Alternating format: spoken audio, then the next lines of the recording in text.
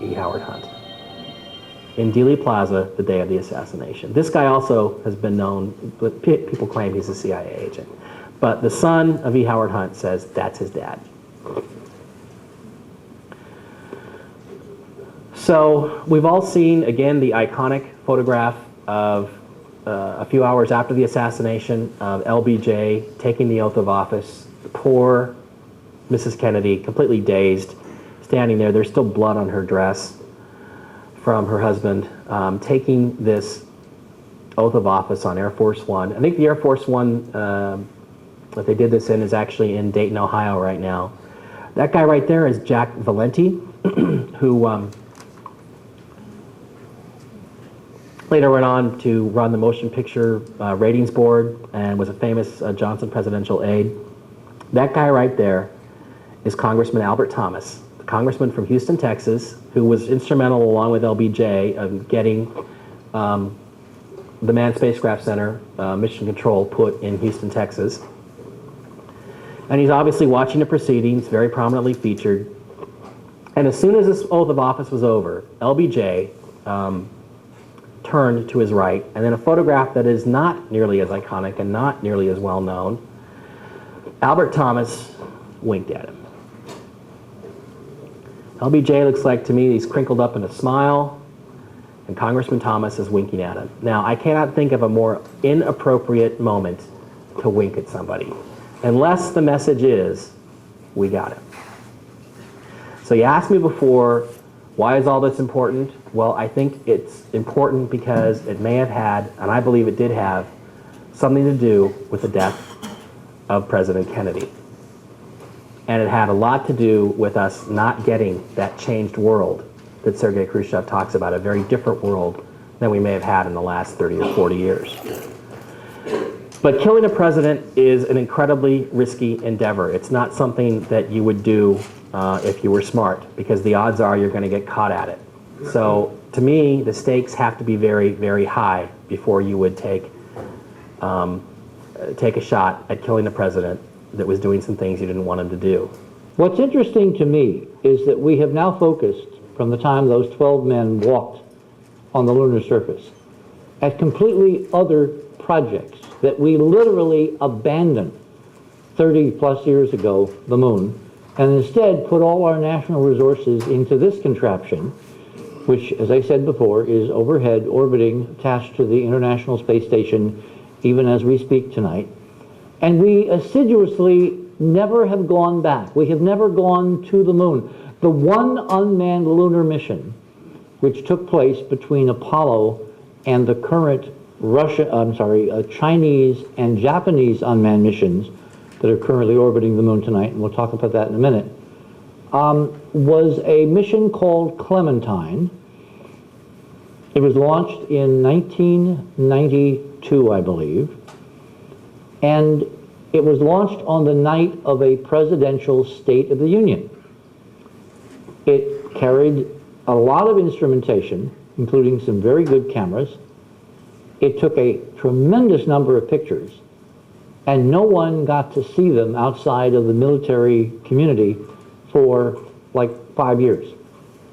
And when you look at them on the web, there's an incredible panoply of picture after picture after picture that have blacked out and weirded areas that you're not supposed to see.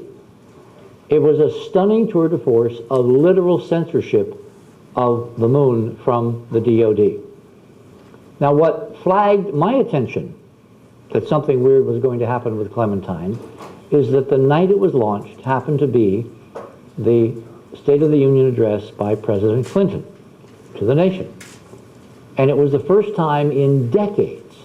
I mean, 1992, we had left the moon in 1972, so 72, 82, 92, 30 years, and not once during the presidential State of the Union address did Bill Clinton even mention that a U.S. spacecraft, even an unmanned spacecraft, had gone back to orbit the moon. And that oversight, to me, spoke reams about why the military, why the Defense Department had suddenly put together Clementine and had sent it to the moon. And in the book there are discussions and long series of chronologies as to what was happening around that time. And I think I can say, without fear of serious contradiction, based on the evidence, that we probably are responsible for that secret mission to the moon by the DoD, and the full story is in Dark Mission. So we worked on, we meaning the United States, we meaning NASA, instead of follow-ons to Apollo, moon bases, further exploration, looking for resources, all the things that we dreamed of before the missions, we worked on basically the shuttle. And we have been confined to Earth orbit and that very expensive place that it goes again and again and again, the International Space Station, for the last 30 plus years, going around and around and around and around and around, literally going nowhere and spending billions and billions and billions of our dollars doing it, making up a pretend space program, a program which really doesn't cut it. I mean, it's not what we used to do. It's not the cutting edge of vanguard exploration. It certainly didn't fulfill what we all thought was NASA's and Kennedy's original dream, which was to boldly go where no one had gone before, to quote a friend of mine. So from Earth orbit, the astronauts would longingly, lovingly, every once in a while, take a picture out the window like this one. That's the moon from 250,000 miles away, as close as we have gotten there for the last 2.5 generations. And then suddenly, in January of January of 2004, this president, the most unlikely president one can imagine, who will be interested in anything beyond Texas, okay, suddenly announced, after Dick Cheney and a whole bunch of other cronies had gotten together in some back rooms going back like for a year or so, that we were going back to the moon. And not only that, we would then go on to Mars, and we were going to establish settlements, and we were going to do all this on an accelerated timetable, a new plan to explore space and extend human presence across the solar system, that we would begin the effort quickly using existing programs and personnel. Again, the man enunciating this at NASA headquarters on that afternoon of January 14th, 2004, was the most improbable successor to John Kennedy that one could possibly imagine. Now, I was told by intel sources even at that time that George Bush did not mean it, that this was not really going to happen. And there's a whole bunch of evidence that I discussed on Coast, a couple, 3 weeks ago, relating to why the actual actions of NASA in terms of the vision for space exploration don't match the dream, don't match the vision. And hopefully in the questions and answers and discussion, I can get into some of the things that now tally with what our sources were telling us literally before he walked off the podium.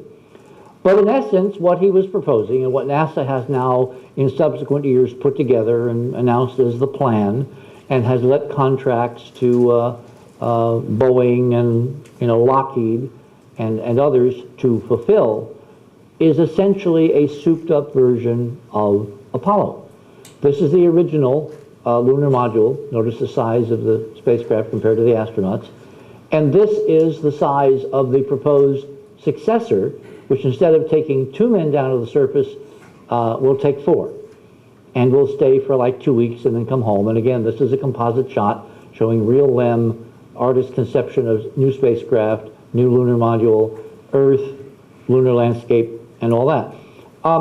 This man actually is an interesting guy because he called this Apollo on steroids.